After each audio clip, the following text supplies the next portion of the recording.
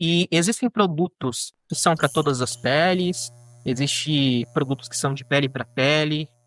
Você pode utilizar o mesmo cuidado de uma pele para outra. Quais são os riscos e as contraindicações que a gente vê dentro desse segmento? Na verdade, assim, a gente tem categorias que são para todo mundo. Por exemplo, protetor solar. Mas dentro do protetor solar, a gente tem protetor específico para pele seca, protetor específico para pele oleosa. E a mesma coisa com os outros produtos, né? Ácidos. Então, cada tipo de pele tem uma necessidade e uma indicação. Então, eu não posso chegar falar, nossa, sua pele tá linda, o que você usa? E querer usar a mesma coisa, porque às vezes na minha pele vai irritar, vai causar acne. Uhum. Então, a gente tem produtos específicos para cada tipo de pele, né? É importante a gente conhecer a nossa pele e ter um profissional ali para auxiliar nos produtos que você pode utilizar em casa. É uma informação bem interessante das pessoas saberem, porque eu acho que muita gente tem essa crença, né, de que o que dá resultado para uma outra pessoa pode dar resultado para ela. Se eu Aham. passo café na cara e a outra pessoa falou que era bom, vai lá, faz, dá tudo certo. Não, isso é a pior coisa, passar café, fazer esfoliação com açúcar e mel. Gente, isso é péssimo, isso agride a pele. Uma pessoa que tem pele sensível vai ficar com a pele muito irritada. O açúcar, né, ele é cristais que tem pontas. Se você olha no microscópio, ele tem pontas, aquilo acaba machucando a pele. Como se fosse caquinho de vidro, né? Exatamente. Então, em vez de você estar cuidando da sua pele, fazendo a renovação celular, que é o objetivo da esfoliação, você vai estar machucando sua pele. E uma coisa que eu tive muito problema na infância foi com acne, né? Por conta de hormônios e tudo no geral, principalmente na época de crescimento. Uma coisa que eu sempre fazia, que eu via muito na internet, era gelatina, né? Esquentada no micro-ondas, passava na cara, fazia aquela máscara e Nossa, arrancava. essa é nova, essa eu não tinha visto ainda Hoje não. eu sei que não é tão bom assim, mas gelatina incolor na pele, depois arrancar, que sai um Meu terço da Deus. sobrancelha fora. Faz mais uma depilação do que um tratamento de acne, né? Pois é.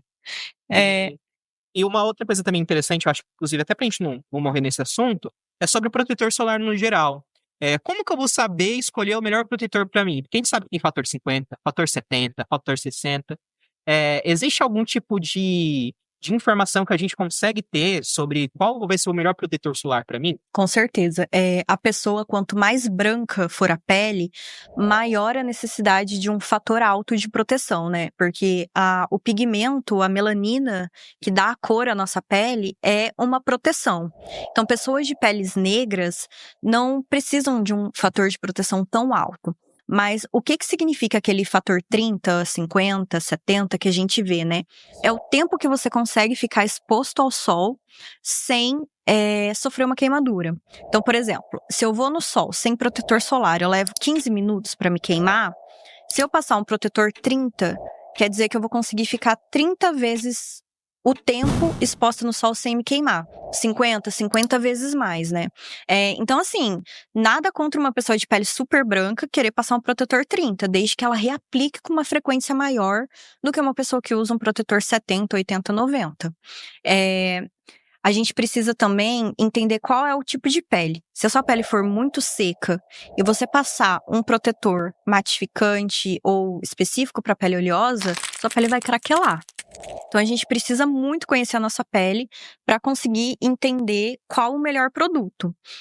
A gente tem também os protetores com cor, que são ótimos principalmente para quem tem melasma, né? Porque além da proteção do protetor solar, o pigmento ele forma uma barreira. Então ele ajuda ainda mais na proteção. E hoje em dia a gente tem protetor líquido, tem até protetor em pó, que é ótimo para reaplicar aí durante o dia, né? Dá até para usar como uma maquiagem. Perfeito. E sobre, por exemplo, inclusive até os tipos de pele, existe algum tipo de procedimento que você faz para identificar, talvez até uma coisa mais caseira, não sei, principalmente para dar um pouco mais de acesso às pessoas para descobrir qual é o tipo de pele? Experimenta ficar um dia inteiro sem passar nada no rosto. E faz a sua rotina normalmente. Vai pra rua, vai trabalhar, volta no final do dia. Vê como que tá a sua pele.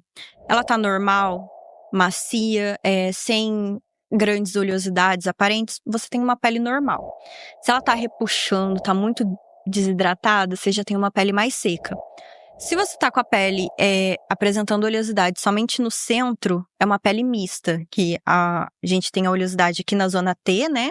E a parte mais lateral é seca. Ou se você tá com o rosto inteiro apresentando foco de oleosidade, é uma pele oleosa. Entendi. Acho que bem interessante e fica aí pro pessoal, né? Uma diquinha Sim. caseira que o pessoal pode descobrir mais informação. E sobre, por exemplo, peles com acne, né? Igual eu relatei meu caso, né? Que eu tive esse problema.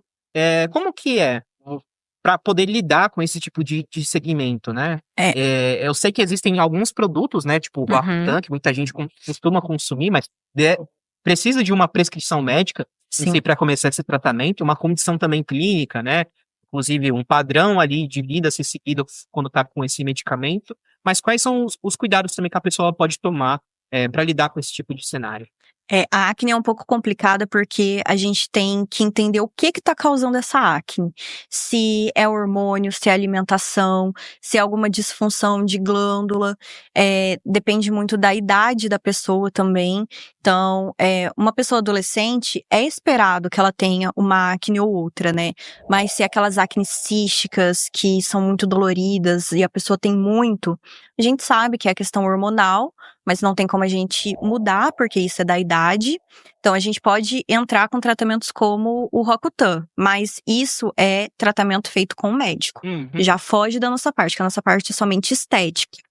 Então, o que a gente consegue? A gente consegue orientar uma rotina de skincare para esse tipo de paciente que está fazendo tratamento médico. Ou se já for uma pessoa adulta, tem como a gente fazer alguns procedimentos, alguns peelings, são muito bons, né, secativos, mas também a gente precisa entender o que tá causando, né? Tem muitos alimentos como derivados do leite, quem toma whey protein pode apresentar acne. Então a gente tem que entender exatamente o que tá causando, talvez fazer um controle da microbiota da pele da pessoa também, pra gente conseguir ter resultados bons. Então é mais uma coisa que não é um caso isolado, né? É um tipo de tratamento que às vezes vai depender de mais um tipo de serviço, mais um tipo de procedimento a mais para você garantir um resultado melhor. Com certeza. E quando eu falo que é um tratamento médico, não é especificamente só dermatologista. Às vezes a gente precisa ir para um ginecologista, no caso da mulher, né? Eu, por exemplo, com 31 anos, eu tenho acne, mas eu tenho síndrome do ovário policístico, né? Então eu tenho um certo descontrole hormonal. E aí é o ginecologista que vai me orientar nessa parte, não é nem o dermatologista, né? Inclusive, o dermatologista também encaminha para um ginecologista quando é o caso. E também tem questões, por exemplo, se for hormonais em si, também tem o endócrino, né? O endócrino também, principalmente para homem, né? Ou homens e mulheres que tomam bomba costumam ter bastante acne também.